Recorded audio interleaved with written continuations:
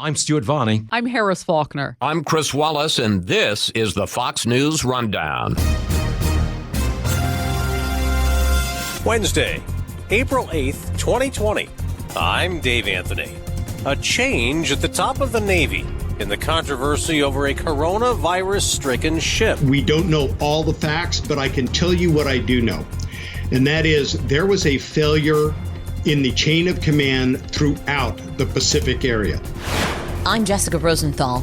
A key side effect of this virus shutdown is an economy on the sideline, and that's impacting millions of Americans. I went from making $70,000 and having two best weeks of my financial career to going on food stamps this week.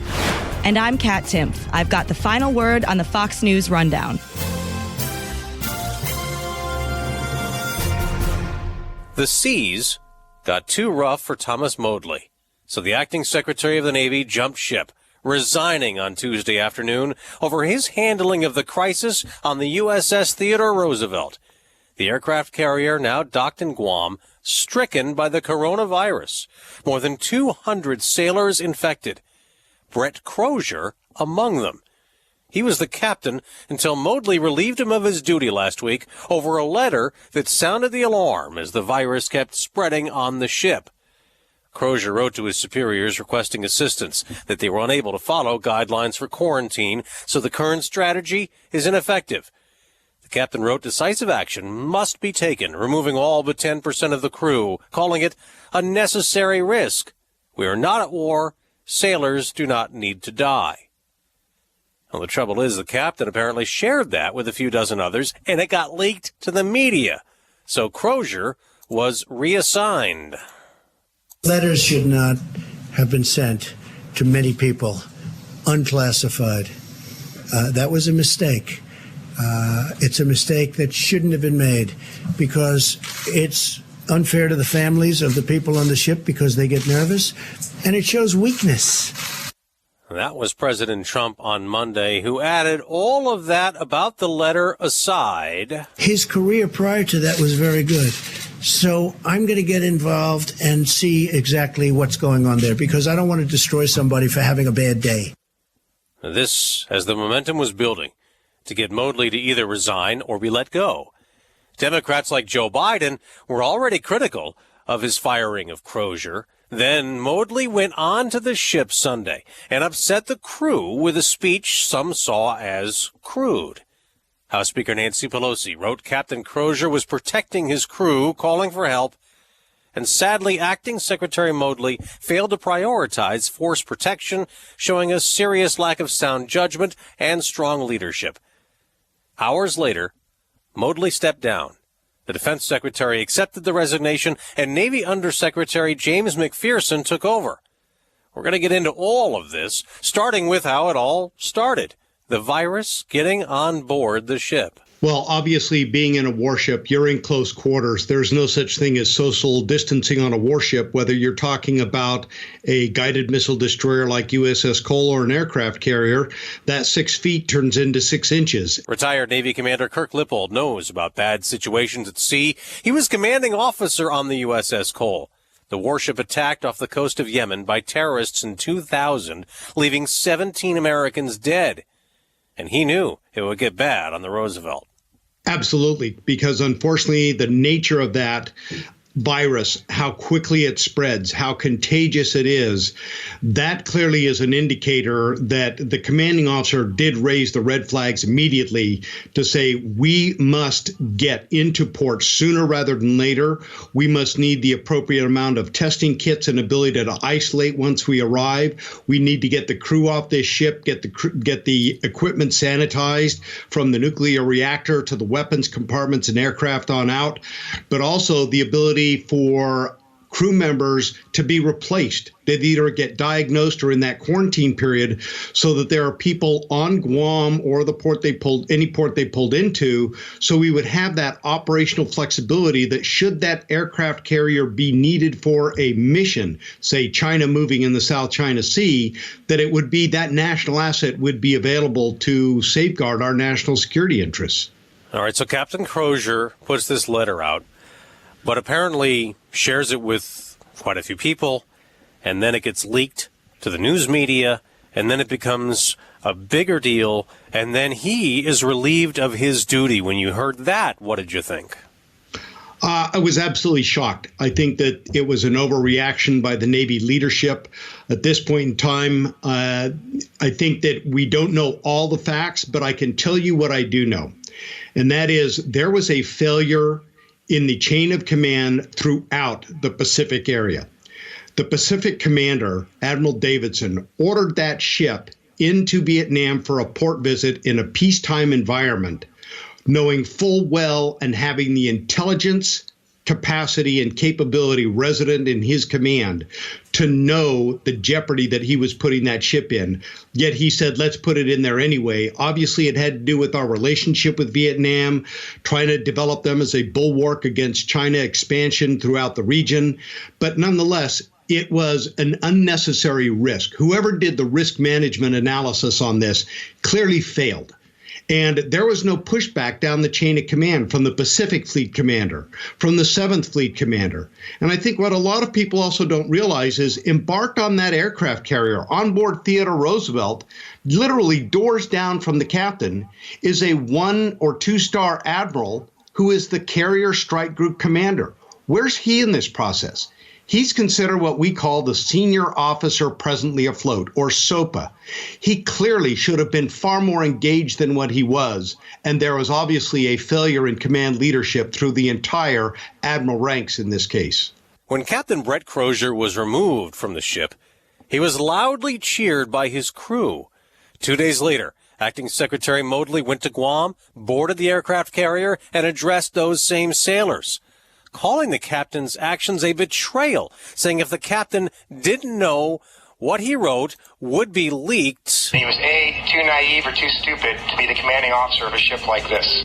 Modly also told the crew he understands they love their captain, but they're not required to, and he threw in an F-bomb in his remarks. I was absolutely stunned. When I was on active duty, I worked for 2 secretaries of the Navy, Secretaries Dalton and Danzig during the Clinton administration. And I will tell you right now, it was beyond my comprehension that an acting Secretary of the Navy would say something that disparaging about an active duty naval officer in front of his career.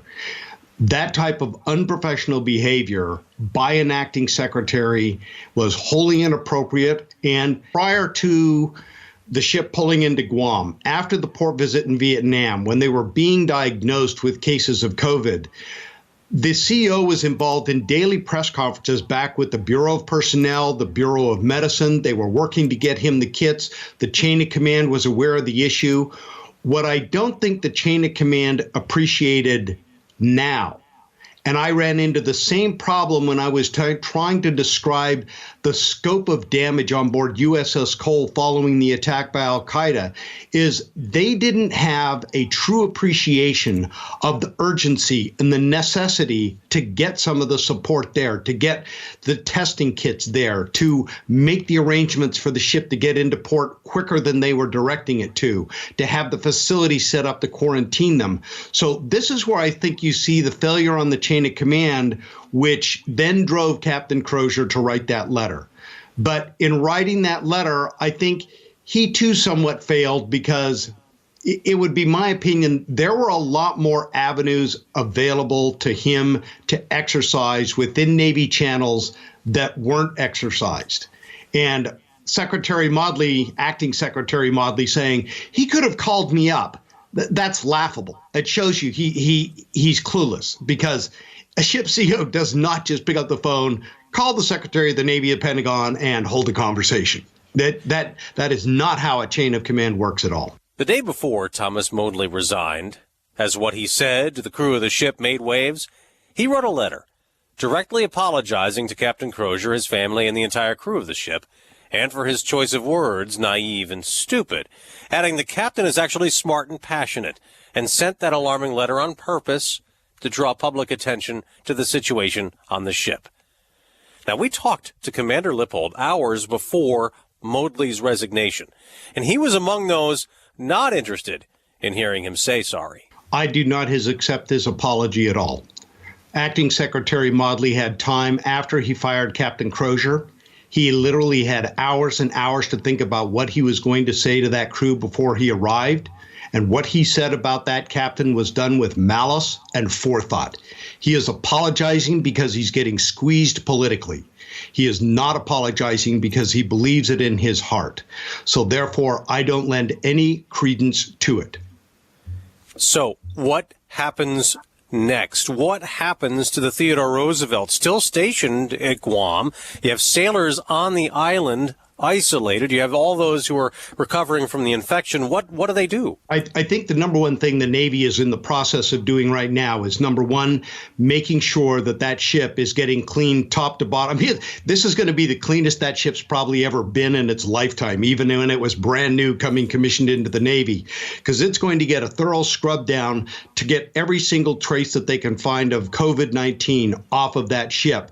In doing so, at the same time, the Navy should be getting ready, or if not already, surging additional forces out there on temporary duty to take over positions that, if necessary, you have a crew and an air wing available and ready to go, that should a national security mission arise, which would obviously be driven by China. But if they have a national security mission, that ship can still get underway and execute operational missions necessary to safeguard our national security. But at the same time, we're also making sure that those crew members are being taken care of. When you see almost 50% of the Navy's active cases of COVID coming off of that one ship, that should be demonstrating to the American people the ruthless nature of this virus, how quickly it spreads in close quarters with these crew members. So I think appropriate attention is being focused on it, and now we just have to hope. What happens next in the regarding Captain Crozier, I don't know. I still think that a lot of facts need to come out. And, the other day when they said, well, the Vice Chief of Naval Operations is going to conduct an investigation into this, that's really Washington bureaucrats saying, hey, Captain, it'd be wise not to say a word, because we certainly could find things to punish you for should we need to. Where would somebody, like, he's in limbo, so what does he do right now? Where does he just stay home or wherever he's supposed to go and just sit for a while?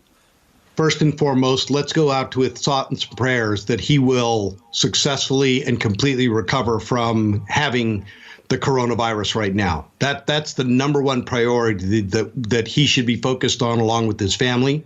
Once he's through that, then the administrative process is going to kick into gear into how did this incident even come up that drove him to the point that he wrote that letter. Then we have to look at the larger picture of what things may have been available, what tools may have been available for him within the chain of command that he could have exercised short of writing that letter. And if he, in fact, were backed into that corner because his chain of command was failing him, let's not just look down the chain of command with this investigation. Let's look up his chain of command as well to that strike group commander, that fleet commander, that Pacific fleet commander, that Pacific commander, and find out why they weren't doing what was necessary when they obviously have far more tools available to them, far more communications channels available to them, and obviously those weren't working to the benefit of that crew. All right. Commander Lippold, thank you very much for joining us, and we appreciate you being here. Absolutely. My pleasure to be on again. And for all those that are out there, as I like to say, stay safe, stay sanitary, but don't forget to stay sane as well. Advice we could all use right now. Thank you, Commander. Thank you.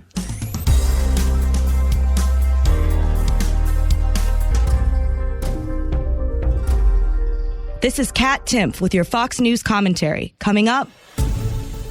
As millions of us hunker down, hide away, and fear the virus, others are feeling all of those feelings while also watching their dwindling bank account. While the deaths from the virus are tragic, the other tragedy here is the job loss, the fear over paying bills, and worry about the future. Will banks that deferred mortgages or landlords that pushed off rent expect full payments in a few months? Millions of Americans are filing for unemployment right now, or they're trying to. There are reports of overwhelmed systems, calls going unanswered. Google is offering some logistical help in New York. In California, due to current events, we are experiencing a large increase in claims filed and are extending our staff resources to keep up with the demand. State officials say they're still waiting on federal guidance for unemployment for independent contractors, which is kind of a big deal in a state that basically relies on gig economy workers. Total job loss claims so far appear to be in the roughly 10 million range. Could be higher, though, as people struggle to finalize those claims, and it may grow higher still. There are reports that getting those small business loans that you can only really get if you keep your employees are slow in coming. The financial institutions in charge of doling out the federal stimulus money recently asked for Congress to provide some liquidity to help them. Meanwhile, millions of Americans wait to get back to some semblance of normal. We're all obviously dealing with just the loss of work. Avi Lieberman is a stand-up comedian and screenwriter. You know, you look at your calendar and all these jobs that you had coming up and they're just gone. It's evaporated. And some of them you hope will be rescheduled, but there's no rescheduling. Like I know Passover starts. So I was supposed to be in Prague and Greece this upcoming week. Working there. So as upsetting as that is that I don't get to go to those places, I view those as income. There's no rescheduling Passover. And a lot of friends of mine who are comedians who work on these resorts, that's not going to be rescheduled. So that's just income lost. Walk us through what happened. Because for a while there, you had these plans to travel. You had these Passover plans to perform. And by the way, for those listeners who don't know, Passover programs are really big business. They're booked months in advance. It's thousands of dollars to attend one. This is where a lot of performers make a lot of money. Walk us through sort of how you started to slowly realize that you were going to be losing a lot of your livelihood, a lot of your income. Yeah, well, I was in Ireland doing some work there on, I also write films. So I was meeting with a production company there about a film I wrote. And then I'd flown back to LA for a day. And then I had 4 shows scheduled in New York. So I immediately flew there. And a colleague of mine, a fellow comedian, so listen, Avi, I'm arranging this sort of dinner party. Can you just extend your ticket by a few days? And I said, you're sure this is going to go? He said, yeah. And this was just when sort of, I don't want to use the word panic, but, the more concern about people getting together and social gatherings occurred. And I said, you're sure? He goes, yeah. And then so I changed my flight. And then within 2-3 days, he calls me back and goes, it's canceled. They're not doing it. And that was sort of the first hint. And then I had to change my ticket again. So all of a sudden, I had shows that were going to pay me money, and all of a sudden it's costing me money for changing my flight back and forth. And that was the first show that I had that was canceled. And then I got back and I got, someone showed me an email from one of these Passover program operators, and it said, hey, listen, we may be canceled. We're not sure yet. And then it sort of began to swell, and I realized this is going to be a problem. And then it began like dominoes. They all began to drop. And once one canceled, I knew all the rest would. Talk to me about your income, though. A lot of people are suffering. A lot of people are having trouble making rent, making the mortgage. They're worried about paying their kids' school tuition if they've gone that route. Some people are more worried than that. They're struggling to put food on the table. What's your situation? I know. They just did a thing called Comedy Gives Back, where they had this big fundraiser. And, I was just like, I donated to it first because I felt guilty, but I'm like, I think I have to apply for this. And granted, they're giving $500 to people who qualify. And it just normally I would look at that and go, well, that's not going to change my life. I was like, but now I'm like, maybe it will, that's groceries. That's food for however knows how much. So I applied for it, and you feel guilty in a sense. And also like, I'm normally the one who's trying to give charity as opposed to the other way around. And I talked to the woman, my friend Jody Lieberman, who runs it, and she said, apply. You should, Avi. Like, this is what this is for. Right.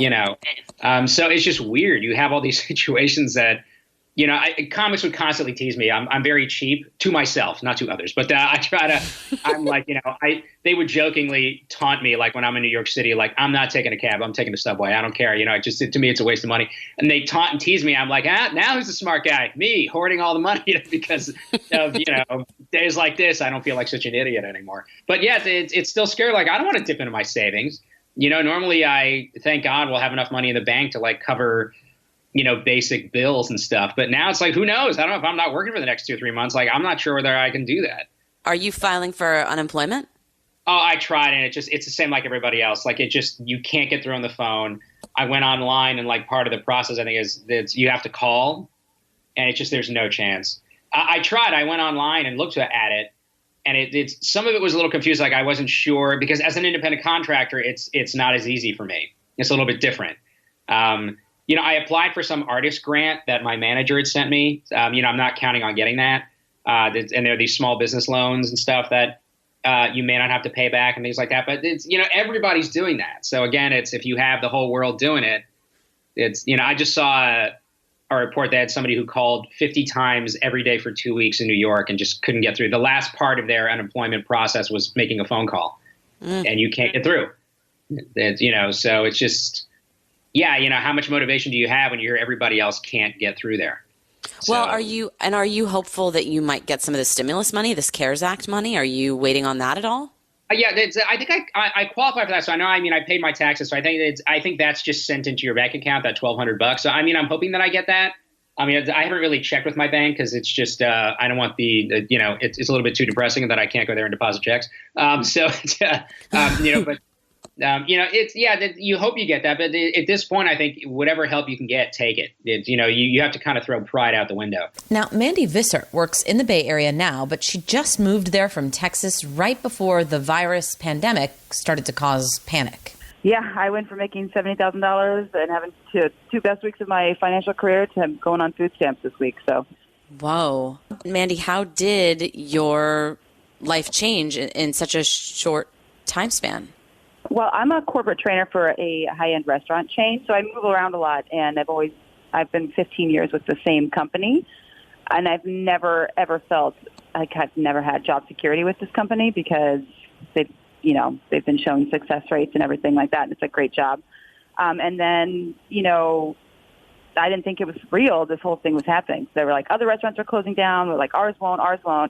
And, then in one Sunday morning on the 15th, everything came to a standstill. So obviously life changed a little bit, but I have my boyfriend and two other roommates that I split everything with.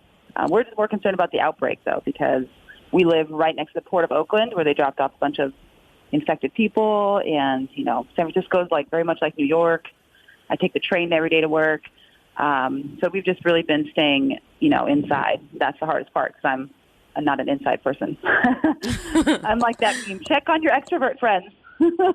Oh, right. So what happened? When you say things kind of came to a standstill, did you lose your job? Were you furloughed? Yeah, we were furloughed. We didn't think we were going to close down, and we probably wouldn't have had it not been mandated. Everything closed down. We're doing to-go orders, and I'm helping with that a little bit. But now I've been in hospitality for 20-some years. This is crazy. I never thought I wouldn't have a job. Right. Doing what I do. I'm also an esthetician, but nothing's available. I can't do anything. I don't even want to have people in my home doing things that I usually could do to make side money. I just want to be around other people. It's crazy. Have you filed for unemployment? I have, and I'm having a little bit of trouble because I just moved here in February. And so I did file with California, but I was living in Texas. I travel for work, so I don't know. I don't know if they're going to give me any money, which is kind of a little terrifying. But I have enough saved up for this to last about 2 months, and then we'll see. Well, what about the government stimulus money? Are you hopeful that might come into play for you? Yeah, fortunately and unfortunately, I like to travel. I just went to Costa Rica, and I moved, so that put me in a little bit of a debt hole. So anything that they're going to give us is going to be helpful, but I could probably make more money selling some of my old purses and watches and things like that I have. We're grateful, though. Definitely grateful for whatever the government can give us, but it is a very unique situation because all my roommates are also in the industry, servers, bartenders, so we are all in the same boat. Yeah, and your company specifically, do you know if they are trying to apply for small business loans to keep you guys on as employees? So they furloughed most of the employees, except for a few managers that are getting half pay. And we're just kind of hoping that it doesn't last too much longer. I really think that my restaurant will bounce back. I don't know about other ones. Do you think, though, that you'll have a job with this particular company when this is over? Yes, absolutely, yeah. Okay. So there's some hope. There's some hope in the mix of all this that you can maybe go back to where you were working and resume life as normal. Absolutely. If it doesn't go on for another, like I said, I mean, I was like, oh, cool, April, that's fine. May, maybe, but like June, July, I don't know, it'll be tough. Mandy, finally, of all the things that have come out of this, how do you think life will permanently change for you? I think people are going to take things like this more serious. This is like the first time, I think, ever that we've ever had the government tell us to stay inside and, the virus could take us out. I hope as far as my life, everybody's life is a little bit different. We're just going to appreciate going outside and handshakes and seeing people and traveling, all that stuff we take for granted. Mandy Visser, thank you so much for your time. Of course. Thank you so much.